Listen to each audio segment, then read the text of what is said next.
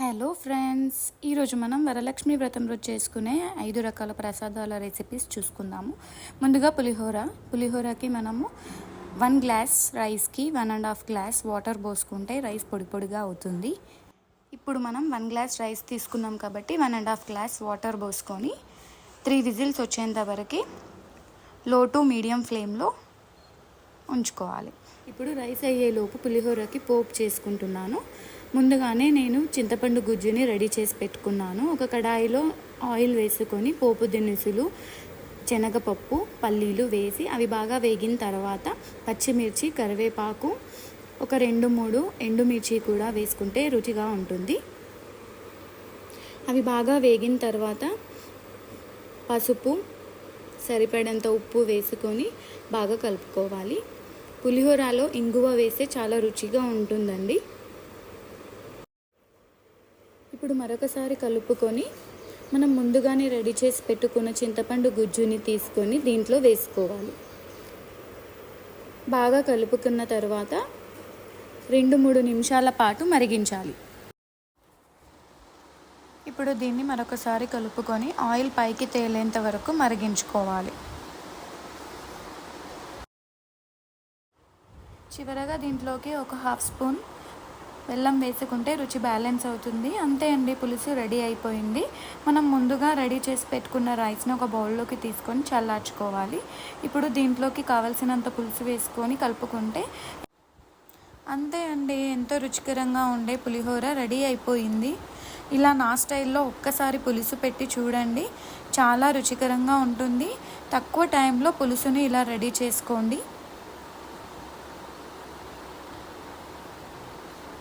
చివరగా నేను దీంట్లోకి నువ్వుల పొడిని కొంచెం యాడ్ చేస్తున్నాను. దీంతో పులిహోర చాలా కమ్మగా ఉంటుంది. సింపుల్ అండ్ ఈజీ వేలో పులిహోర రెడీ అయిపోయింది. మన సెకండ్ రెసిపీ వచ్చేసి పెరుగన్నంలోకి మనం ముందుగానే రైస్ని మెత్తగా బాయిల్ చేసి పెట్టుకోవాలి. దీంట్లోకి 1 గ్లాస్ మిల్క్ని యాడ్ చేసుకొని బాగా కలుపుకోవాలి. ఇలా బాగా కలుపుకున్న తర్వాత దీంట్లోకి ఒక 1 కప్ పెరుగుని కూడా యాడ్ చేసుకొని బాగా కలుపుకోవాలి. ఇలా కలుపుకున్న తర్వాత దీంట్లోకి రుచిపడ సాల్ట్ని కూడా యాడ్ చేసుకొని కలుపుకొని పక్కన పెట్టుకోవాలి. ఇప్పుడు మనం పెరుగన్నంలోకి పోపుని పెట్టుకుందాం. ఇప్పుడు మనం కడాయి పెట్టుకొని ముందుగా మనం పల్లీలు వేయించుకోవాలి. ముందుగానే పోపు వేసి దాని తర్వాత పల్లీలు వేసుకుంటే పోపు మాడిపోయే ఛాన్సెస్ ఉంటాయి కాబట్టి మొదటగా మనం పల్లీలు వేయించుకున్న తర్వాత మినపప్పు, శనగపప్పు, పోపు దినుసులు వేసుకొని బాగా కలుపుకోవాలి. ఇప్పుడు దీంట్లోకి కరివేపాకు, పచ్చిమిర్చి, ఎండుమిర్చి, కాజు వేసుకొని కలుపుకోవాలి. మిరియాల పొడి కూడా కొద్దిగా వేసుకుంటే చాలా రుచిగా ఉంటుంది. అంతే అండి, పెరుగన్నంలోకి పోపు రెడీ అయిపోయింది. ఇప్పుడు మనం ముందుగా కలిపెట్టుకున్న పెరుగన్నంలోకి ఈ పోపు వేసుకొని బాగా కలుపుకుంటే అంతే అండి, ఎంతో రుచిగా ఉండే పెరుగన్నం రెడీ. నా స్టైల్లో ఇలా చేస్తానండి నేనైతే, సింపుల్గా చాలా రుచిగా ఉంటుంది.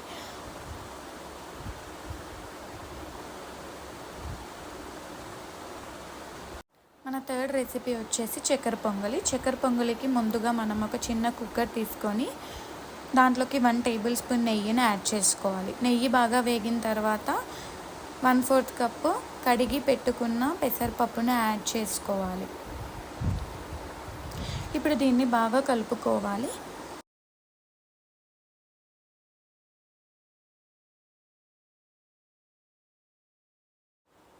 పప్పు బాగా వేగిన తర్వాత దీంట్లోకి 3/4 కప్ కడిగి తీసుకున్న రైస్ని యాడ్ చేసుకోవాలి.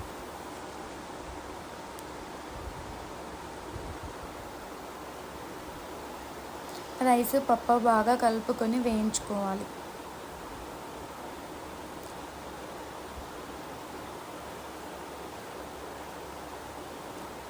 కొద్దిసేపు వేయించుకున్న తర్వాత దీంట్లోకి 2 గ్లాస్ వాటర్ వేసుకోవాలి.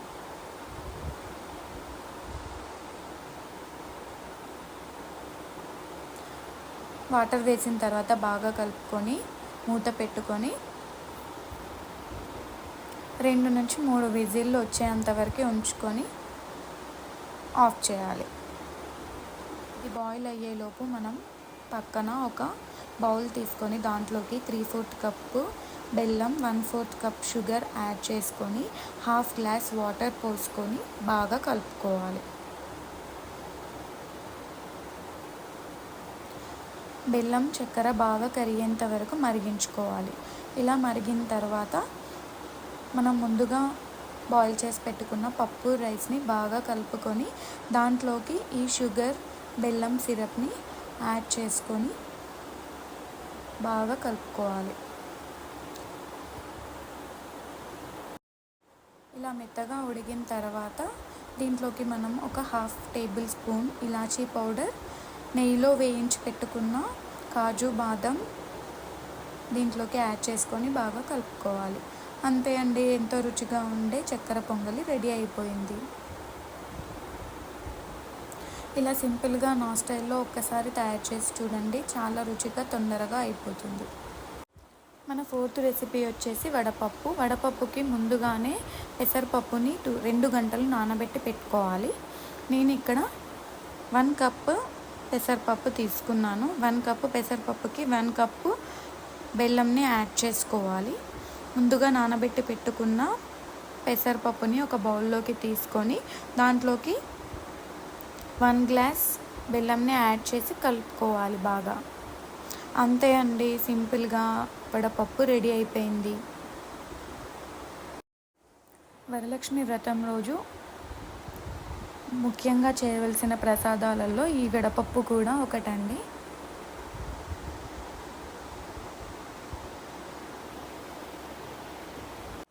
మన 4th రెసిపీ వచ్చేసి పానకం.